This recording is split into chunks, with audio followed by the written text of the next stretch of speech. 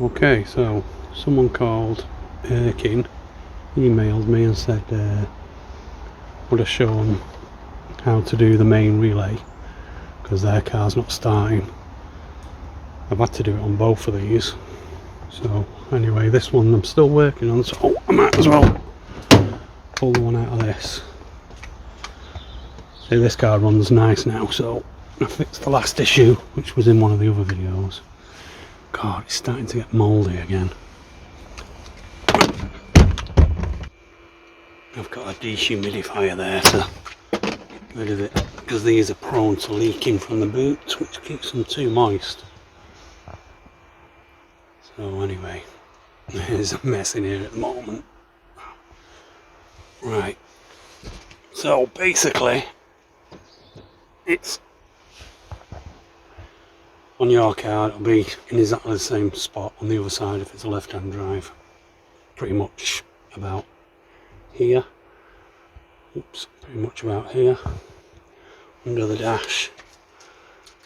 Turn the light on.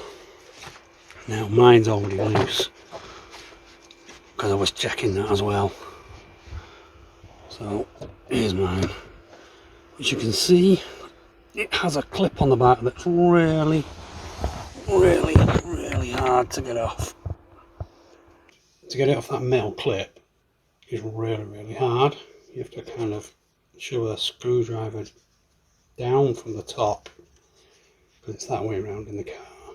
So you have to shove a screwdriver down there, get over that little nib, and then push it up till it comes off.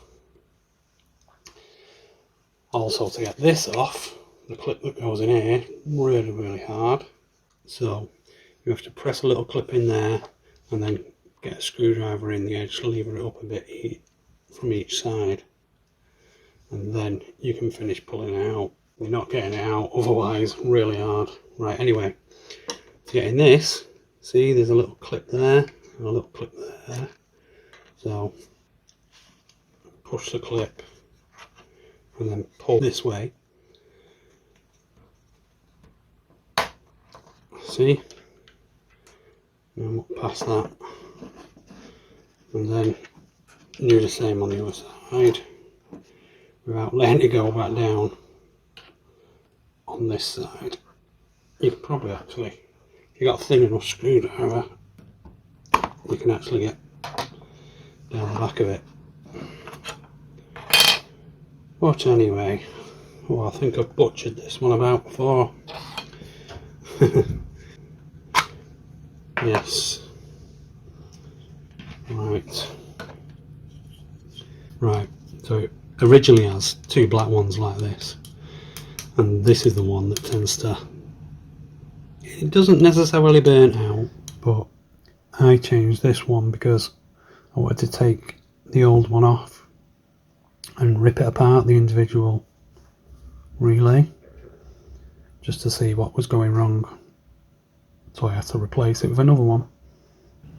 I think it's this one and that one will fracture and get a dry joint because of the excessive heat generated by the arcing on the ignition switch.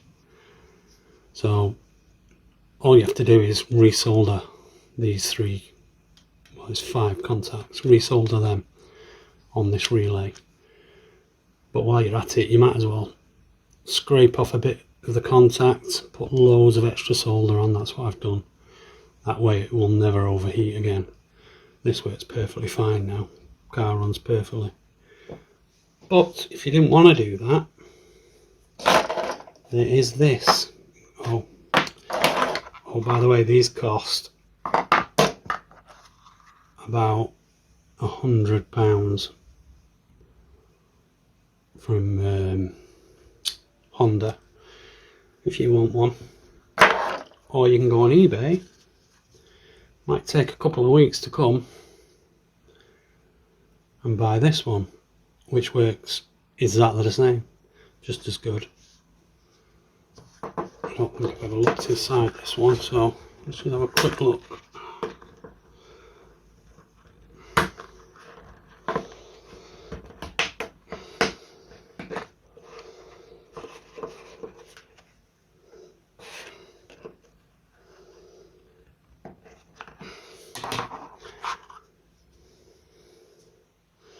Not identical, but it does run exactly the same. It's the same pinout.